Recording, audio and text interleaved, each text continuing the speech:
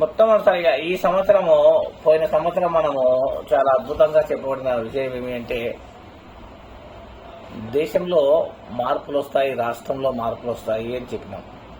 కాకపోతే దేశంలో మార్పులు అనేవి పెద్దగా రాలేదు, ఎందుకంటే అక్కడ ఉండేది హిందూ సామ్రాజ్యమే కాబట్టి దేశంలో మార్పులు ఏమి రాలేదు. కానీ రాష్ట్రంలో మాత్రము ఖచ్చితమైన మార్పులకు శ్రీకారము చుట్టబడింది. అయితే నాడు ఎన్ని విధాలుగా వ్యవస్థ ఉండింది, నేడు ఎన్ని విధాలుగా వ్యవస్థ ఉంది అనేదాన్ని మనం పరిగణలోనికి తీసుకోము. అయితే మార్పులు వస్తాయి అని చెప్పినాము, ఖచ్చితంగా మార్పులు అనేది రావడం జరిగింది. ఈరోజు మనము విశ్వావసు నామ సంవత్సరము అనే యొక్క నామంతో పిలువబడుతున్న ఈ సంవత్సరం యొక్క రాసులు, ఫలితాల గురించి విశ్లేషణ చేస్తాము. వేరే ఎటువంటి విశ్లేషణలు చేయము. మొట్టమొదటిసారిగా ఈ యొక్క విశ్వావసు నామ సంవత్సరం.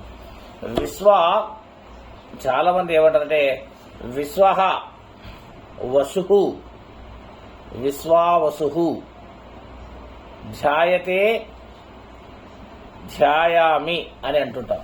ఎందుకంటే ఈ విశ్వావసు అనేది ఒక ఋషిగా చెప్పబడుతూ ఉన్నది, ఒక యక్షుడుగా చెప్పబడుతూ ఉన్నది, ఒక అద్భుతమైనటువంటి ఒక నక్షత్రము కూడా, ఒక నక్షత్రానికి విశ్వవసు అనే నామకరణం ఉన్నది. ఈ విధంగా 3 నామధేయాలు కలిగి ఉన్నది విశ్వావసు. ఇట్టి అద్భుతమైనటువంటి విశ్వావసు నామ సంవత్సరంలో ఫలితాలు చాలా సరళంగా ఉంటాయి. అంటే వాటి యొక్క ఫలితాల విశ్లేషణ మనం ఇప్పుడు చూస్తాం. ఎందుకంటే జనరల్గా ప్రతి ఒక్కరు కూడా ఈ యొక్క ఉగాది నామ సంవత్సరము అనేది ఒక అద్భుతంగా కీర్తించబడి, చైత్ర మాసములలో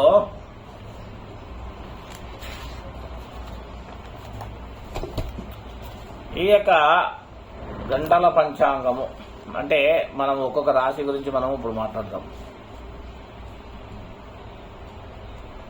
చాలా వేగంగా, చాలా ఇదిగా మనము చెప్తూ ఉంటాం. Thank you.